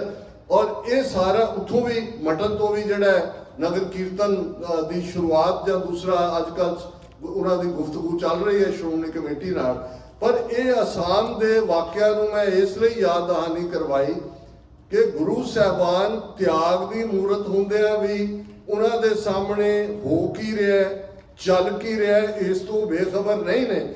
ਤੇ ਜਿਉਂ ਹੀ ਹੁਣ ਗੁਰੂ ਕਲਗੀਧਰ ਪਾਤਸ਼ਾਹ ਦਾ ਜਨਮ ਪਟਨਾ ਦੇ ਵਿੱਚ ਹੁੰਦਾ ਹੈ, ਔਰ ਬਹੁਤ ਘੱਟ ਜਦੋਂ ਅਸੀਂ ਦੇਖਦੇ ਹਾਂ ਕਿ ਗੁਰੂ ਤੇਗ ਬਹਾਦਰ ਸਾਹਿਬ ਨੇ ਆਪਣੇ ਬੱਚੇ ਦਾ ਜਾਂ ਬੱਚੇ ਨੇ ਆਪਣੇ ਪਿਤਾ ਦੇ ਨਾਲ ਮਿਲਾਪ ਲਗਭਗ 5 ਸਾਲ ਦੀ ਉਮਰ 'ਚ ਹੁੰਦਾ ਅਨੰਦਪੁਰ ਸਾਹਿਬ ਆ ਕੇ। ਹੁਣ ਜਦੋਂ ਤੁਹਾਡੇ ਸਾਹਮਣੇ ਚੈਲੰਜਸ ਹੁੰਦੇ ਨੇ, ਉਦੋਂ ਤੁਹਾਨੂੰ ਆਪਣੇ ਪਰਿਵਾਰਕ ਸੁੱਖ ਆਰਾਮ ਜਿਹੜੇ ਨੇ ਉਹ ਤੁਹਾਡੀ ਪ੍ਰਾਇੋਰਟੀ ਨਹੀਂ ਹੁੰਦੇ। ਅਸਾਮ ਦੇ ਵਿੱਚ ਬੈਠਦੇ ਹੀ ਇਹ ਸਮਝੌਤਾ ਵੀ ਹੋ ਜਾਂਦਾ ਹੈ ਤੇ ਔਰੰਗਜ਼ੇਬ ਦੇ ਜ਼ਬਰ ਦੀਆਂ ਖਬਰਾਂ ਵੀ ਨੇ। ਗੁਰੂ ਤੇਗ ਬਹਾਦਰ ਸਾਹਿਬ ਡਾਇਰੈਕਟਲੀ ਰਸ਼ ਕਰਦੇ ਨੇ ਅਨੰਦਪੁਰ ਸਾਹਿਬ। ਉਹ ਹੁਣ ਤੁਸੀਂ ਦੇਖੋ ਰਾਊਟ ਉਹੀ ਆ, ਉਹ ਪਟਨਾ ਸਾਹਿਬ ਨਹੀਂ ਜਾਂਦੇ ਕਿ ਜੀ ਪੁੱਤਰ ਨੂੰ ਦੇਖ ਲਈ, ਉਹ ਸਿੱਧੇ ਵਾਪਸ ਆਉਂਦੇ ਨੇ ਅਨੰਦਪੁਰ ਸਾਹਿਬ। ਔਰ 5 ਸਾਲ ਦੀ ਉਮਰ 'ਚ 10ਵੇਂ ਪਾਤਸ਼ਾਹ ਆਪਣੇ ਪੂਰੇ ਪਰਿਵਾਰ ਔਰ ਪੂਰੇ ਸਿੱਖਾਂ ਦੇ ਨਾਲ ਜਿਹੜੇ ਨੇ ਅਨੰਦਪੁਰ ਸਾਹਿਬ ਆਉਂਦੇ ਨੇ। ਇਤਿਹਾਸ ਤੋਂ ਤੁਸੀਂ ਵਾਕਿਫ ਹੋ, ਲਗਭਗ 9 ਸਾਲ ਦੀ ਉਮਰ ਹੈ, 4 ਸਾਲ ਦਾ ਉਹ ਮੇਲ ਹੈ, ਜਦੋਂ ਕਿ ਫਿਰ ਵੱਡੀ ਜਰਨੀ ਵੱਲ ਗੁਰੂ ਸਾਹਿਬ ਤੁਰ ਪੈਂਦੇ ਨੇ। ਕਿਨੋ ਬੜੋ ਕਲੂਮੈ ਸਾਕਾ, ਇਹ ਸਾਡੇ ਇਤਿਹਾਸ ਦਾ ਸੱਚ ਹੈ, ਜਿਸ ਦੇ ਵੱਡੇ ਹਿੱਸੇ ਤੋਂ ਅਸੀਂ ਮੁਨਕਰ ਹੈ। ਤੇ ਅੱਜ ਜਦੋਂ ਮੈਂ ਇਹ ਗੱਲਬਾਤ ਕਰ ਰਿਹਾ, ਅੱਜ ਦਾ ਦਿਨ 16 ਨਵੰਬਰ 1915 ਉਹ ਦਿਨ ਵੀ ਹੈ ਜਦੋਂ 19 ਸਾਲਾਂ ਦਾ ਗੱਭਰੂ ਕਰਤਾਰ ਸਿੰਘ ਸਰਾਭਾ ਲਾਹੌਰ ਦੀ ਸੈਂਟਰਲ ਜੇਲ੍ਹ ਦੇ ਵਿੱਚ ਬਾਣੀ ਪੜ੍ਹਦੇ ਆ, ਗੀਤ ਗਾਉਂਦੇ ਆ ਆਜ਼ਾਦੀ ਦੇ, ਖਾਲਸੇ ਦੀ ਡਿਫਾਈਂਸ ਸ਼ੋਅ ਕਰਦੇ ਆ ਫਰੰਗੀ ਰਾਜ ਦੇ ਖਿਲਾਫ, ਉਹ ਫਾਂਸੀ ਦੇ ਤਖਤੇ ਦੇ ਉੱਤੇ ਜਾ ਚੜ੍ਹਦੇ ਨੇ, ਗਲ ਦੇ ਵਿੱਚ ਇਵੇਂ ਹੀ ਰੱਸਾ ਪਾਉਣ ਦੀ ਗੱਲ। ਹੁਣ ਜਦੋਂ ਅਸੀਂ ਇਤਿਹਾਸ ਦੀ ਕੰਟੀਨਿਊਟੀ ਦੇਖਦੇ, ਲਗਭਗ 14 ਸਾਲ ਦੀ ਉਮਰ 'ਚ ਕਰਤਾਰ ਸਿੰਘ ਸਰਾਭਾ, ਜਿਹਦੀ ਮੁੱਢਲੀ education Malwa Khalsa high school ਲੁਧਿਆਣੇ 'ਚ ਹੈ, ਇਹ ਉਹੀ ਪੀਰੀਅਡ ਹੈ ਜਿੱਥੇ ਭਾਈ ਸਾਹਿਬ ਭਾਈ ਰਣਧੀਰ ਸਿੰਘ ਉਹਨਾਂ ਦੇ ਨਾਲ ਜਿਹੜੇ ਅਖੰਡ ਕੀਰਤਨੀ ਜਥਿਆਂ ਦੇ ਮੋਢੀ ਨੇ, ਉਹਨਾਂ ਦੇ ਨਾਲ ਮੇਲ ਹੁੰਦਾ ਹੈ। ਭਾਈ ਸਾਹਿਬ ਭਾਈ ਰਣਧੀਰ ਸਿੰਘ ਹੋਰਾਂ ਦਾ ਵੀ ਬਹੁਤ ਵੱਡਾ ਯੋਗਦਾਨ ਹੈ ਸਮੁੱਚੀ ਗਦਰ ਮੂਵਮੈਂਟ ਦੇ ਵਿੱਚ। ਉਹਦੇ ਥੱਲੇ ਹੀ ਉਹਨਾਂ ਨੇ ਜਿਹੜੀ ਆ ਉਮਰ ਕੈਦ ਵੀ ਕੱਟੀ ਹੈ। ਔਰ ਕਰਤਾਰ ਸਿੰਘ ਸਰਾਭਾ ਦੀ ਬੇਸਿਕ ਟ੍ਰੇਨਿੰਗ ਉਸ ਮਾਹੌਲ ਦੇ ਵਿੱਚ ਹੋਈ ਹੈ। 13-14 ਸਾਲ ਦੀ ਉਮਰ 'ਚ ਅਮਰੀਕਾ 'ਚ ਆਉਂਦਾ ਹੈ। ਉਸ ਯੂਨੀਵਰਸਿਟੀ ਦੇ ਵਿੱਚ ਜਦੋਂ ਅਸੀਂ ਬਰਕਲੀ ਯੂਨੀਵਰਸਿਟੀ ਕੈਲੀਫੋਰਨੀਆ ਦੀ ਦੇਖਦੇ ਹਾਂ, ਇਹ ਜਿਹੜੀ ਸੈਗਰੀਗੇਸ਼ਨ 1960 ਤੱਕ ਰਹੀ, ਉਸ ਨੂੰ ਉਹਨੇ ਦੇਖਿਆ ਕਿ ਉਹ ਚੇਅਰ ਦੇ ਉੱਤੇ ਆ ਕੇ ਬੈਠਦਾ ਰੈਸਟੋਰੈਂਟ, ਉਹ ਕਹਿੰਦੇ ਨੇ ਵੀ ਤੂੰ ਨਹੀਂ ਬਹਿ ਸਕਦਾ, ਇਹ ਗੋਰਿਆਂ ਦੇ ਲਈ ਆ, ਤੂੰ ਇੱਧਰ ਜਾ। 14 ਸਾਲ ਦੀ ਉਮਰ 'ਚ ਉਹ ਗਦਰ ਪਾਰਟੀ ਦਾ ਮੈਂਬਰ ਬਣਦਾ ਹੈ। ਕਿਸ ਲੈਵਲ ਦੀ ਉਹਦੀ ਕੁਰਬਾਨੀ ਹੈ। 19 ਸਾਲ ਦੀ ਉਮਰ ਦੇ ਵਿੱਚ ਅੱਜ ਦੇ ਦਿਨ ਜਿਹੜਾ 16 ਨਵੰਬਰ 1915 ਦਾ ਮੁਕਾਮ ਹੈ ਕਰਤਾਰ ਸਿੰਘ ਸਰਾਭਾ, ਜਿਸ ਨੇ ਜਿਹੜੇ ਲਫ਼ਜ਼ ਕਹੇ, ਗਦਰ ਗੂੰਜਾਂ ਪਬਲੀਕੇਸ਼ਨ ਇੱਥੋਂ ਹੀ ਸੀ। ਤੁਹਾਡੇ ਜੋ ਕਿਸੇ ਨੂੰ ਕਦੇ ਸਟਾਕਟਨ ਜਾਣ ਦਾ ਮੌਕਾ ਮਿਲੇ, ਤੇ ਜਿਹੜਾ ਸਭ ਤੋਂ ਪੁਰਾਣਾ ਅਮਰੀਕਾ ਦਾ ਗੁਰਦੁਆਰਾ ਸਾਹਿਬ ਹੈ 1912-13 ਦੇ ਵਿੱਚ, ਜਿਸ ਦੀ ਫਾਊਂਡੇਸ਼ਨ ਸੰਤ ਤੇਜਾ ਸਿੰਘ, ਜਿਹੜੇ ਸੰਤ ਅਤਰ ਸਿੰਘ ਮਸਤਵਾਣੇ ਵਾਲਿਆਂ ਵੱਲੋਂ, ਜਿਨ੍ਹਾਂ ਨੂੰ ਹਾਰਵਰਡ ਦੇ ਵਿੱਚ, ਕੋਲੰਬੀਆ ਦੇ ਵਿੱਚ ਉਹਨਾਂ ਨੇ ਪੜ੍ਹਾਈ ਕੀਤੀ, ਲੇਕਿਨ ਜੋ ਚੈਲੰਜਸ ਸਨ ਵਿੱਚੇ ਹੀ ਪੜ੍ਹਾਈ ਛੱਡ ਕੇ ਉਹ ਕੈਨੇਡਾ ਗਏ। ਮੈਂ ਅਕਸਰ ਕੈਨੇਡਾ ਦੀਆਂ ਸੰਗਤਾਂ ਨੂੰ ਕਹਿੰਦਾ ਵੀ ਸ਼ੁਕਰਗੁਜ਼ਾਰ ਹੋਇਆ ਕਰੋ ਸੰਤ ਤੇਜਾ ਸਿੰਘ ਔਰ ਉਸ ਦੌਰ ਦੇ ਲੋਕਾਂ ਦੇ।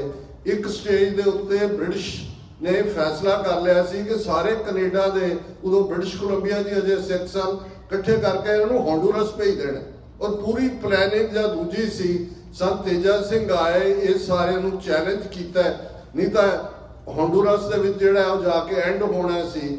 ਔਰ ਸੰਤ ਤੇਜਾ ਸਿੰਘ ਹੀ ਨੇ ਜਿਨ੍ਹਾਂ ਨੇ ਇਹ ਸਭ ਤੋਂ ਪੁਰਾਣਾ ਗੁਰਦੁਆਰਾ ਸਾਹਿਬ ਜਿਹੜਾ 1913 ਦੇ ਵਿੱਚ, ਜਿਸ ਦਾ ਨਾਮ Pacific cost Khalsa Diwan society Stockton ਹੈ, ਇਹ ਵੀ ਉਹਨਾਂ ਦਾ ਡ੍ਰੀਮ ਸੀ। ਪਹਿਲਾ ਗੁਰਦੁਆਰਾ ਵੈਸਟਮਿਨਿਸਟਰ ਬ੍ਰਿਟਿਸ਼ ਕੋਲੰਬੀਆ 'ਚ ਬਣਾਇਆ, ਉਹਦਾ ਨਾਮ ਵੀ ਜਿਹੜਾ ਉਹ ਪੈਸੀਫਿਕ ਕੋਸਟ ਦੀ ਥਾਂ ਤੇ ਖਾਲਸਾ ਦੀਵਾਨ ਸੁਸਾਇਟੀ ਹੈ। ਉਹਨਾਂ ਦਾ ਸੀ ਕਿ ਨਾ ਖਾਲਸਾ ਦੀਵਾਨ ਸੁਸਾਇਟੀ ਹੋਏ ਤੇ ਜਿੰਨੇ ਗੁਰਦੁਆਰੇ ਬਣਨਗੇ ਉਹ ਫਿਰ ਆਪਣੇ ਟਾਊਨ ਦਾ ਨਾਂ ਉਹਦੇ ਨਾਲ ਜੋੜ ਕੇ ਰੱਖ ਸਕਦੇ ਨੇ।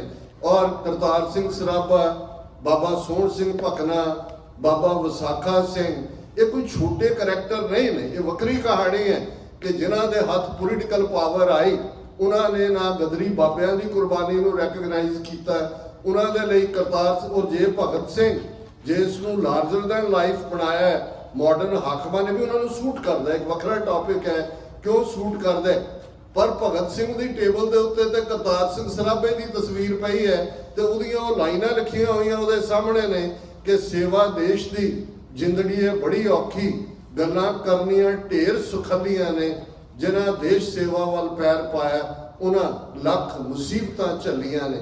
ਪਰ ਜਿਹੜਾ ਸਿੱਖੀ ਨਾਲ ਜੁੜਿਆ ਹੋਇਆ ਉਹ ਹਾਕਮਾਂ ਨੂੰ ਪਸੰਦ ਨਹੀਂ ਹੈ। 19 ਸਾਲ ਦੀ ਉਮਰ, ਹੁਣ Kartar Singh Sarabha Lahore conspiracy case 1, Lahore conspiracy case 2 trial ਚੱਲਦਾ ਹੈ। ਜੱਜ ਦੇਖਦਾ ਹੈ ਵੀ ਗੱਭਰੂ 17-18 ਸਾਲਾਂ ਦਾ ਟ੍ਰਾਇਲ ਚੱਲ ਰਿਹਾ ਹੈ, ਉਹ ਮੁਆਫ ਕਰਨਾ ਚਾਹੁੰਦਾ ਹੈ ਜਾਂ ਉਮਰ ਕੈਦ ਕਰਨਾ ਚਾਹੁੰਦਾ ਹੈ। ਉਹ ਖਲੋ ਕੇ ਕਹਿੰਦਾ ਸੀ ਤੁਹਾਨੂੰ ਮੰਨਦੇ ਹੀ ਨਹੀਂ, ਅਸੀਂ ਤੁਹਾਡਾ ਕੋਈ ਜਸਟਿਸ, ਤੁਹਾਡੇ ਇੱਕੋ ਹੀ ਮੰਗ ਹੈ, ਇੱਥੋਂ ਤੁਸੀਂ ਨਿਕਲੋ ਬਾਹਰ। ਔਰ 19 ਸਾਲ ਦੀ ਉਮਰ 'ਚ ਕਰਤਾਰ ਸਿੰਘ ਸਰਾਭਾ ਫਾਂਸੀ ਦੇ ਰੱਸੇ ਨੂੰ ਚੁੰਮਦੇ ਨੇ।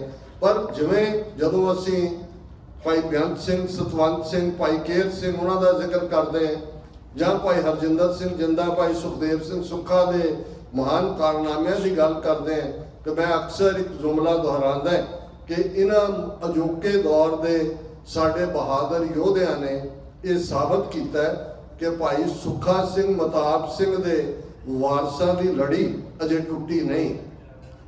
ਜੇ ਕਰਤਾਰ ਸਿੰਘ ਸਰਾਭਾ 19 ਸਾਲ ਦੀ ਉਮਰ ਦਾ ਛਾੜ ਮਾਰ ਕੇ ਉੱਤੇ ਤਖਤੇ ਤੇ ਚੜ੍ਹਦੇ ਤੇ ਆ ਉਹੀ ਵਰਤਾਰਾ ਸਾਡੀ ਜਨਰੇਸ਼ਨ ਨੇ 9 ਅਕਤੂਬਰ 1992 ਨੂੰ ਆਪਣੀਆਂ ਅੱਖਾਂ ਸਾਹਮਣੇ ਦੇਖਿਆ। ਕਦੇ ਮੌਕਾ ਬਣੇ ਹਰਜਿੰਦਰ ਸਿੰਘ ਜਿੰਦਾ, ਸੁਖਦੇਵ ਸਿੰਘ ਸੁੱਖਾ ਦੇ ਜੇਲ੍ਹ ਚੋਂ ਲਿਖੇ ਪੱਤਰ ਦੇਖੋ, ਉਹਨਾਂ ਦੇ ਅਖੀਰਲੀ ਵਿਸ਼, ਉਹਨਾਂ ਦਾ ਜੱਜ ਦੇ ਸਾਹਮਣੇ ਜਾ ਕੇ ਬਿਆਨੀਆਂ, ਉਹਨਾਂ ਦਾ ਜਲਾਦ ਦੇ ਨਾਲ ਜਿਹੜਾ ਇਹ ਫਰੇਜ਼ ਹੈ ਮੌਤ ਨੂੰ ਕਲੋਲਾਂ ਕਰਨੀ ਹੈ। ਜੇ ਸਮਝਣਾ ਹੋਏ ਵੀ ਕਲੋਲ ਦਾ ਮਤਲਬ ਕੀ ਹੈ, ਐਪਰੋਪਰੀਏਟ ਅੰਗਰੇਜ਼ੀ ਲਫ਼ਜ਼ ਤਾਂ ਮੈਨੂੰ ਨਹੀਂ ਮਿਲਿਆ ਇਹਦਾ, ਪਰ ਜੇ ਕਲੋਲ ਦਾ ਮਤਲਬ ਸਮਝਣਾ ਤੇ ਫਿਰ ਕਰਤਾਰ ਸਿੰਘ ਸਰਾਭੇ ਦੀ ਜ਼ਿੰਦਗੀ ਉਹ ਤਾਂ 1 ਸਦੀ ਪਹਿਲਾਂ ਦੀ ਹੈ। ਜਿੰਦਾ ਸੁੱਖਾ ਤੇ ਸਾਡੇ ਹਾਣ ਦੇ ਨੇ, ਸਾਡੇ ਵਾਂਗ ਇਵੇਂ ਹੀ ਕਮੀਜ਼ਾਂ ਪੈਂਟਾਂ ਪਹਿਰਾਵਾ, ਉਹੀ ਪਰਿਵਾਰਾਂ ਦੇ ਵਿੱਚ ਹੱਸਣ ਖੇਡਣ ਵਾਲੇ, ਉਸ ਕਿਸਮ ਦੇ। ਕੋਈ ਇਹ ਨਹੀਂ ਕਿ ਕੋਈ ਹਿਮਾਲਿਆ ਤੋਂ ਉਤਰ ਕੇ ਆਇਆ, ਕੋਈ ਸ਼ਿਵਾਲਿਕ ਤੋਂ ਉਤਰ ਕੇ ਆਇਆ, ਪਰ ਉਹਨਾਂ ਨੇ ਸਿੱਖੀ ਦੇ ਭਾਵ ਨੂੰ ਸਮਝਿਆ, ਗੁਰੂ ਤੇਗ ਬਹਾਦਰ ਸਾਹਿਬ ਦੀ ਵਿਚਾਰਧਾਰਾ ਨੂੰ ਸਮਝਿਆ। ਭੈ ਕਾਹੂ ਕੋ ਦੇਤ ਨੈ ਭੈ ਮਾਨਤਾਨ, ਡਰ ਦੇਣਾ ਨਹੀਂ ਹੈ, ਮੰਨਣਾ ਨਹੀਂ ਹੈ। ਉਹਨਾਂ ਨੇ 20ਵੀਂ ਸਦੀ ਦੇ ਮਹਾਨ ਯੋਧੇ ਸੰਤ ਸਿਪਾਹੀ ਸੰਤ ਜਰਨੈਲ ਸਿੰਘ ਖਾਲਸਾ ਪਿੰਡਾਂ ਵਾਲਿਆਂ ਦੀ ਸੰਗਤ ਮਾਣੀ, ਜਿਨ੍ਹਾਂ ਨੇ ਇਹ ਯਾਦ ਦਹਾਨੀ ਕਰਵਾਈ ਕਿ ਖਾਲਸਾ ਜੀ ਸ਼ਹੀਦਾਂ ਦੇ ਖੂਨ ਦਾ ਹੱਕ ਲੈਣਾ, ਜਿਨ੍ਹਾਂ ਨੇ ਯਾਦ ਦਹਾਨੀ ਕਰਵਾਈ ਕਿ ਤੁਸੀਂ ਸ਼ੇਰਾਂ ਦੇ ਪੁੱਤਰ ਧੀਆਂ ਹੋ, ਸ਼ੇਰ ਸ਼ੇਰਨੀਆਂ ਹੋ, ਤੁਸੀਂ ਕਾਇਰਾਂ ਵਾਂਗ ਗੁਲਾਮਾਂ ਵਾਲਾ ਜੀਵਨ ਇਹ ਸਾਨੂੰ ਕਬੂਲ ਨਹੀਂ ਹੈ। ਔਰ ਉਹਨਾਂ ਦੀਆਂ ਕਿੰਨੀਆਂ ਰਿਪੀਟਡ ਕਿੰਨੀਆਂ ਕੋਟਸ ਨੇ ਕਿ ਅਸੀਂ ਇਹਨਾਂ ਦੇ ਨਾਲ ਰਹਿਣਾ ਚਾਹੁੰਦੇ ਪਰ ਬਰਾਬਰ ਦੇ ਸ਼ਹਿਰੀ ਬਣ ਕੇ। ਜਿਸ ਦਿਨ ਭਾਰਤੀ ਫੌਜ ਦੇ ਪੈਰ ਦਰਬਾਰ ਸਾਹਿਬ ਦੀ ਹਦੂਦ ਵਿੱਚ ਪਏ, ਖਾਲਿਸਤਾਨ ਦੀ ਨੀਂਹ ਰੱਖੀ ਜਾਵੇਗੀ। ਜਦੋਂ ਅਸੀਂ 41 ਵਰ੍ਹੇ ਬਾਅਦ ਜੂਨ 84 ਤੋਂ ਅੱਜ ਦੇ ਇਸ ਮੌਕੇ ਦੇ ਉੱਤੇ ਵੀ ਗੱਲ ਕਰ ਰਹੇ ਹਾਂ, ਕੋਈ ਵੀ ਜਿਹੜਾ ਜੈਨੂਨ, ਕੋਈ ਜ਼ਰੂਰੀ ਨਹੀਂ ਹੈ ਵੀ ਹਰ ਇੱਕ ਨੇ ਖਾਲਿਸਤਾਨ ਜ਼ਿੰਦਾਬਾਦ ਦੇ ਨਾਅਰੇ ਲਾਉਣੇ ਨੇ ਤਾਂ ਹੀ ਉਹ ਪੱਕਾ ਖਾਲਿਸਤਾਨੀ ਹੈ। ਤੁਸੀਂ ਸਾਰੇ ਗੁਰੂ ਕੇ ਸਿੰਘ ਸਿੰਘਣੀ ਹੈ। ਇਹ ਸਵਾਲ ਆਪਣੇ ਆਪ ਨੂੰ ਵੀ ਪੁੱਛੋ ਕਿ ਇਹਨਾਂ 41 ਵਰ੍ਹਿਆਂ 'ਚ ਕੀ ਬਦਲਿਆ ਭਾਰਤੀ ਨਿਜ਼ਾਮ ਦਾ, ਜਿਸ ਤੋਂ ਸਿੱਖ ਇਹ ਕਹਿ ਸਕਣ ਕਿ ਨਹੀਂ ਚਲੋ ਖਾਲਿਸਤਾਨ ਤੋਂ ਘੱਟ ਸਾਡਾ ਕਿਸੇ ਗੱਲ ਤੇ ਗੁਜ਼ਾਰਾ ਹੋ ਸਕਦਾ। ਵੱਧ ਤੋਂ ਬਦਤਰ, ਵਰਸਟ ਤੋਂ ਵਰਸਟ ਸਿਚੁਏਸ਼ਨ। ਉਹਨਾਂ ਨੇ ਇਹ ਲੜਾਈ ਇਕੱਲੀ ਉੱਥੋਂ ਤੱਕ ਨਹੀਂ ਸੀ ਮਹਿਦੂਦ ਰੱਖੀ। ਆ ਪਿਛਲੇ 3 ਸਾਲਾਂ 'ਚ ਅਸੀਂ ਦੇਖਦੇ ਆ ਬ੍ਰਿਟਿਸ਼ ਇੰਟੈਲੀਜੈਂਸ ਦੀ ਇੱਕ ਰਿਪੋਰਟ ਸਾਹਮਣੇ ਆਈ ਕਿ ਕੈਨੇਡਾ ਨੂੰ ब्रिटिश इंटैलीजेंस ने ब्रीफ किया, उन्होंने एक हीयरिंग सेंटर से उन्होंने देखा कि अजीत डोवाल ਜਿਹੜਾ ਉਹ ਕਮਿਊਨੀਕੇਟ ਕਰ ਰਿਹਾ ਸੀ ਕਿ 3 ਸਾਡੇ ਟਾਰਗੇਟ ਨੇ ਐਲੀਮੀਨੇਟ ਕਰਨੇ ਨੇ। ਅਵਤਾਰ ਸਿੰਘ ਖੰਡਾ ਬਰਮਿੰਗਮ ਯੂਕੇ ਦੇ ਵਿੱਚ, ਹਰਦੀਪ ਸਿੰਘ ਨਿੱਜਰ ਸਰੀ ਦੇ ਵਿੱਚ, ਗੁਰਪਤਵੰਤ ਸਿੰਘ ਪੰਨੂ ਨਿਊਯਾਰਕ ਦੇ ਵਿੱਚ, 2 ਨੂੰ ਉਹ ਐਲੀਮੀਨੇਟ ਕਰਨ 'ਚ ਕਾਮਯਾਬ ਰਹੇ। ਪਰ ਅਮਰੀਕਾ ਦੀਆਂ ਏਜੰਸੀਆਂ ਦੀ ਮੁਸਤੈਦੀ ਨੇ ਗੁਰਪਤਵੰਤ ਸਿੰਘ ਪੰਨੂ ਔਰ ਫਿਰ ਜਿਹੜਾ ਨਿਖਲ ਗੁਪਤਾ ਜਿਹਦੇ ਤੇ ਹੁਣ ਟ੍ਰਾਇਲ ਚੱਲਣਾ ਹੈ 15 ਨਵੰਬਰ ਨੂੰ, ਉਹਨੂੰ ਉਹਨਾਂ ਦਾ ਜਿਹੜਾ ਹੈਂਡਲਰ ਹੈ ਉਹ ਕਹਿ ਰਿਹਾ we have dozens of more people those have to be eliminated। So ਇੱਕ ਪਾਸੇ ਤਾਂ ਸਾਡਾ ਦੁਸ਼ਮਣ ਦਿੱਲੀ ਤਖਤ ਤੇ ਬੈਠਾ, ਉਸ ਲੜਾਈ ਨੂੰ ਸਾਡੀਆਂ ਬਰੂਹਾਂ ਤੇ ਲੈ ਆਇਆ। ਅੱਜ ਅਸੀਂ ਆਜ਼ਾਦੀ ਦੇ ਨਾਲ ਇਹਨਾਂ ਮੁਲਕਾਂ ਦੇ ਵਿੱਚ ਵੀ ਆਪਣੀ ਗੱਲ ਨਹੀਂ ਕਰ ਸਕਦੇ, ਹਾਲਾਂਕਿ ਸਾਡਾ ਮੁੱਢਲਾ ਹੱਕ ਹੈ ਕਿ ਅਸੀਂ ਆਜ਼ਾਦੀ ਦੇ ਨਾਲ, ਇਹ UN ਚਾਰਟਰ ਸਾਨੂੰ ਹੱਕ ਦਿੰਦਾ ਹੈ ਜਿਹਦੇ ਥੱਲੇ ਫਰੀडम ਆਫ ਐਕਸਪ੍ਰੈਸ਼ਨ ਹੈ।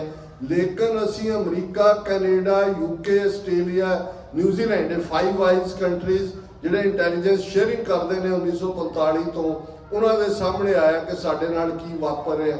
ਆ ਤੁਸੀਂ ਲੇਟਲੀ ਪੰਜਾਬ ਯੂਨੀਵਰਸਿਟੀ ਚੰਡੀਗੜ੍ਹ ਉਹਨਾਂ ਬੱਚਿਆਂ ਦੀ ਰੈਜ਼ਿਸਟੈਂਸ ਨੂੰ ਦੇਖ ਰਹੇ ਹੋ। ਬਹੁਤ ਵਾਰ ਇਹ ਠੀਕ ਹੈ, ਕੁਝ ਸਾਡੇ ਵੀਰ ਭੈਣਾਂ ਨਿਰਾਸ਼ ਵੀ ਹੁੰਦੇ ਨੇ ਕੁਝ ਹਾਲਾਤਾਂ ਤੋਂ, ਪਰ ਬਹੁਤ ਵਾਰ ਸਾਨੂੰ ਫਖਰ ਵੀ ਮਹਿਸੂਸ ਹੁੰਦਾ ਹੈ। ਜਿਵੇਂ ਭਾਈ ਦਲਜੀਤ ਸਿੰਘ ਹੋਰਾਂ ਨੇ ਜ਼ਿਕਰ ਕੀਤਾ ਹੈ, ਕੈਟਾਲਿਸਟ ਲਫ਼ਜ਼ ਨੂੰ ਉਹਨਾਂ ਨੇ ਬਿਆਨ ਦਿਆ ਕਿ ਉਹ ਭਾਵਨਾ ਉੱਥੇ ਹੈ। ਸਤਿਗੁਰਾਂ ਦੀ ਇੰਨੀ ਕਮਾਈ ਹੈ ਪੰਜਾਬ ਦੀ ਧਰਤੀ ਦੇ ਉੱਤੇ, ਉੱਥੋਂ ਬਲਕਾਰ ਯੋਧਿਆਂ ਦੀ ਫਸਲ ਨੇ ਹੋਣੇ, ਸਿਰ ਦੇਣ ਵਾਲਿਆਂ ਦੀ ਕਦੇ ਕਮੀ ਨਹੀਂ ਹੋਣੀ। ਵਕਤ ਆਉਂਦਾ ਹੈ ਕੋਈ ਨਾ ਕੋਈ ਕੈਟਾਲਿਸਟ ਬਣਦਾ ਔਰ ਉਹ ਧਰਤੀ ਆਪਣਾ ਜਲਵਾ ਦਿਖਾਉਂਦੀ ਹੈ। ਔਰ ਮੈਂ ਅਕਸਰ ਸਰ ਕਪੂਰ ਸਿੰਘ ਜਿਹੜੇ 20ਵੀਂ ਸਦੀ ਦੇ ਮਹਾਨ ਸਿੱਖ ਸਕਾਲਰ ਹੋਏ ਨੇ, ਉਹਨਾਂ ਦੇ ਅਲਫਾਜ਼ ਦੁਹਰਾਉਂਦੇ। ਉਹ ਕਹਿੰਦੇ ਨੇ ਵੀ ਹਰ ਸਾਜ਼ ਨੂੰ ਵਜਾਉਣ ਤੋਂ ਪਹਿਲਾਂ ਸੁਰ ਕੀਤਾ ਜਾਂਦਾ, ਉਹਦੀ ਟਿਊਨਿੰਗ ਕੀਤੀ ਜਾਂਦੀ। ਖਾਲਸਾ ਇੱਕ ਐਸਾ ਸਾਜ਼ ਹੈ ਜਿਸ ਦੀ ਟਿਊਨਿੰਗ 10ਵੇਂ ਪਾਤਸ਼ਾਹ ਨੇ ਕੀਤੀ ਹੋਈ ਹੈ। ਠੀਕ ਨੋਟ ਤੇ ਉਂਗਲ ਰੱਖਣ ਦੀ ਲੋੜ ਹੈ, ਇਹਨੇ ਗੁੰਜਾਰਾ ਪਾ ਦੇਣੀਆਂ ਨੇ। ਔਰ ਉਹ ਅਸੀਂ ਦੇਖਦੇ ਹਾਂ ਇਤਿਹਾਸ 'ਚ, ਬਾਬਾ ਬੰਦਾ ਸਿੰਘ ਬਹਾਦਰ ਤੋਂ ਸੰਤ ਭਿੰਡਰਾਂ ਵਾਲਿਆਂ ਤੱਕ, 3 ਖੇਤੀ ਕਾਨੂੰਨ ਵਾਪਸ ਲੈਣ ਵੇਲੇ ਕਿਸਾਨ ਮੂਵਮੈਂਟ, ਦੀਪ ਸਿੱਧੂ, ਅੰਮ੍ਰਿਤਪਾਲ ਸਿੰਘ, ਔਰ ਆ ਪੰਜਾਬ ਯੂਨੀਵਰਸਿਟੀ ਛੋਟੇ ਕੱਦ ਦੀਆਂ ਸਾਡੀਆਂ ਬੱਚੀਆਂ ਜਿਹੜੀਆਂ ਲੱਗਦੀਆਂ ਨੇ, ਸਕੂਲ ਗੋਇੰਗ ਨੇ। ਜਦੋਂ ਹੁਣ ਅਨੰਦਪੁਰ ਸਾਹਿਬ ਦੀ ਬੇਟੀ ਹਰਸ਼ਿੰਦਰ ਵੀਰ ਜਿਹੜੀ ਹੈ ਉਹ ਕਹਿੰਦੀ ਹੈ ਵੀ ਮੈਂ ਅਨੰਦਪੁਰ ਦੀ ਜੰਪਾਲਾ ਸੀ, ਡਰਨ ਵਾਲੇ ਨਹੀਂ। ਜਿਵੇਂ ਉਹ ਚੈਲੰਜ ਕਰਦੀ ਹੈ, ਵੰਗਾਰ ਕਰ, ਇਹੀ ਹੈ ਪੰਜਾਬ। ਪੰਜਾਬ ਡਿਫਾਈਂਸ ਦਾ ਨਾਂ ਹੈ, ਪੰਜਾਬ ਚੈਲੰਜ ਦਾ ਨਾਂ ਹੈ, ਕਿਉਂਕਿ ਸਾਡੇ ਗੁਰੂ ਪਾਤਸ਼ਾਹ ਨੇ, ਗੁਰੂ ਨਾਨਕ ਪਾਤਸ਼ਾਹ ਨੇ ਜਦੋਂ ਉਸ ਧਰਤੀ ਤੇ ਖਲੋ ਕੇ ਵੇਲੇ ਦੇ ਹਾਕਮਾਂ ਨੂੰ ਚੈਲੰਜ ਕੀਤਾ ਸੀ, ਰਾਜੇ ਸ਼ੀਂਹ ਮੁਕੱਦਮ ਕੁੱਤੇ ਜਾਏ ਜਗਾਇਨ ਬੈਠੇ ਸੁੱਤੇ, ਚਾਕਰ ਨਹਿੰਦਾ ਪਾਇਨ ਕਾਓ, ਰੱਤ ਪਿੱਤ ਕੁੱਤਿਓ ਚੱਟ ਜਾਓ। ਜੇ ਸਿੱਖ ਚੋਂ ਡਿਫਾਈਂਸ ਕੱਢ ਲਓ, ਚੈਲੰਜ ਕੱਢ ਲਓ, ਫਿਰ ਅਸੀਂ ਕਲਰਫੁਲ ਹਿੰਦੂ ਹਾਂ। ਬਾਕੀ ਕੰਮ ਤਾਂ ਉਹ ਵੀ ਕਰਦੇ ਨੇ, ਢੋਲਕੀਆਂ ਛਾਣੇ ਉਹ ਵੀ ਖੜਕਾਉਂਦੇ ਨੇ, ਬੜੇ ਸੋਨਾ, ਅਸੀਂ ਆਪਣੇ ਸੋਨੇ ਦੀ ਗੱਲ ਕਰਦੇ ਹਾਂ, ਉਹਨਾਂ ਦੇ ਇੱਕ ਮੰਦਰ ਦਾ ਸੋਨਾ ਜਿਹੜਾ ਉਹ ਟਨਾਂ ਦੇ ਟਨ ਹੈ। ਜੇ ਦੁਨੀਆ 'ਚ ਸਭ ਤੋਂ ਜ਼ਿਆਦਾ ਕਿਤੇ ਸੋਨਾ ਇਕੱਠਾ ਹੋਇਆ ਦੇਖਣਾ ਹੋਏ ਤਾਂ ਇਹਨਾਂ ਦੇ ਮੰਦਰਾਂ 'ਚ ਪਿਆ। ਪਰ ਉਹਨਾਂ ਨੂੰ 1000 ਸਾਲ ਜੁੱਤੀਆਂ ਖਾਧੀਆਂ ਹਰ ਇੱਕ ਤੋਂ, ਇਸ ਲਈ ਕਿ ਉਹਨਾਂ 'ਚੋਂ ਚੈਲੰਜ ਮੁੱਕ ਗਿਆ। ਉਹਨਾਂ ਨੇ ਤਾਂ ਸਰੋਕ ਕੱਢ ਲਿਆ, ਦਿੱਲੀਸ਼ਵਰੋ ਈਸ਼ਵਰੋ, ਕਿ ਦਿੱਲੀ ਦਾ ਬਾਦਸ਼ਾਹ ਹੀ ਰੱਬ ਹੈ।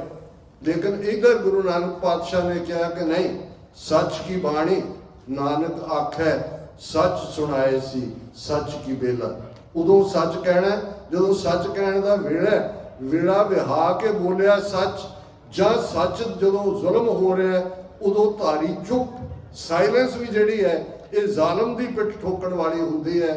ਇਹੀ ਸਾਡਾ ਇਤਿਹਾਸ ਹੈ, ਇਹੀ ਸਾਡਾ ਫਖਰ ਹੈ, ਇਹੀ ਸਾਡੀ ਸਰਵਾਈਵਲ ਹੈ।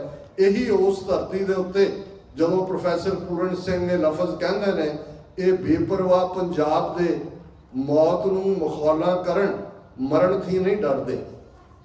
ਇਹ ਬੇਪਰਵਾਹ ਪੰਜਾਬ ਦੇ ਮੌਤ ਨੂੰ ਮਖੌਲਾਂ ਕਰਨ, ਮਰਨ ਥੀ ਨਹੀਂ ਡਰਦੇ। ਪਿਆਰ ਨਾਲ ਇਹ ਕਰਨ ਗੁਲਾਮੀ, ਜਾਨ ਕੋ ਆਪਣੀ ਵਾਰ ਦਿੰਦੇ, ਪਰ ਟੈ ਨਾ ਮੰਨਣ ਕਿਸੇ ਦੀ, ਖਲੋ ਜਾਣ ਡਾਂਗਾਂ ਮੋਢੇ ਤੇ ਉਲਾਰ ਕੇ।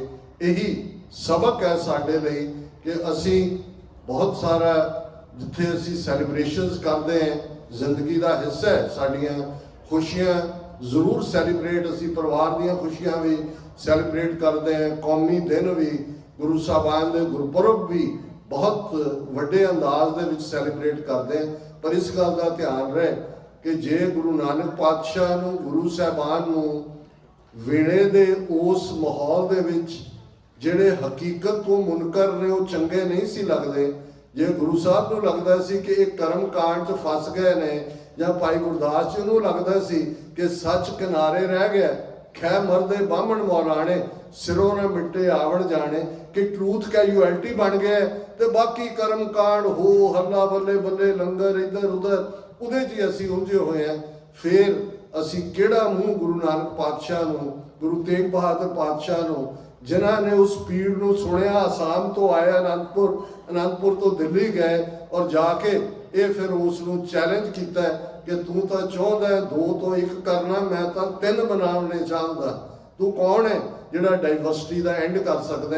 ਇਹੀ ਸਾਡਾ ਚੈਲੰਜ ਦਿੱਲੀ ਦੇ ਅੱਜ ਦੇ ਹਿੰਦੂ ਤੋਂ ਵੀ ਹੁਕਮਰਾਨਾਂ ਨੂੰ ਵੀ ਹੈ ਕਿ ਖਾਲਸਾ ਪੰਥ ਨੂੰ ਨੇਸਤੋ ਨਾਬੂਦ ਕਰਦਿਆਂ 3 ਪਾਵਰਫੁਲ ਐਮਪਾਇਰ ਸਿੱਖਾਂ ਨੇ ਇਸ ਸਫਾਇਆ ਹਸਤੀ ਤੋਂ ਮਿਟਾ ਦਿੱਤੇ।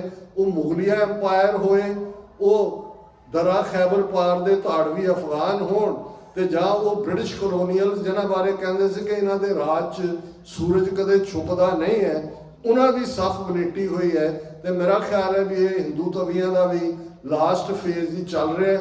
ਇਹਨਾਂ ਨੇ ਸਾਡਾ ਦਰਬਾਰ ਸਾਹਿਬ ਟਾਰਗੇਟ ਕੀਤਾ। ਅੱਜ ਇਹ ਲੜਾਈ ਸਾਡੀਆਂ ਬਰੂਹਾਂ ਤੇ ਲੈ ਆਏ ਨੇ। ਉਹ ਦਿਨ ਦੂਰ ਨਹੀਂ ਜਦੋਂ ਬਹੁਤ ਜਲਦ ਜੋ ਇੰਟਰਨੈਸ਼ਨਲ ਹਾਲਾਤ ਬਣ ਰਹੇ ਨੇ, ਸਾਡਾ ਖਿੱਤਾ ਇਸ ਵੇਲੇ ਫੋਕਸ ਹੈ ਔਰ ਬਹੁਤ ਜਲਦ ਦਰਿਆਏ ਜਮਨਾ ਤੋਂ ਵਾਘਾ ਤੱਕ ਇੰਡੀਪੈਂਡੈਂਟ ਸੋਵਰਨ ਨੇਸ਼ਨ ਖਾਲਿਸਤਾਨ ਇੱਕ ਹਕੀਕਤ ਹੋਏਗਾ।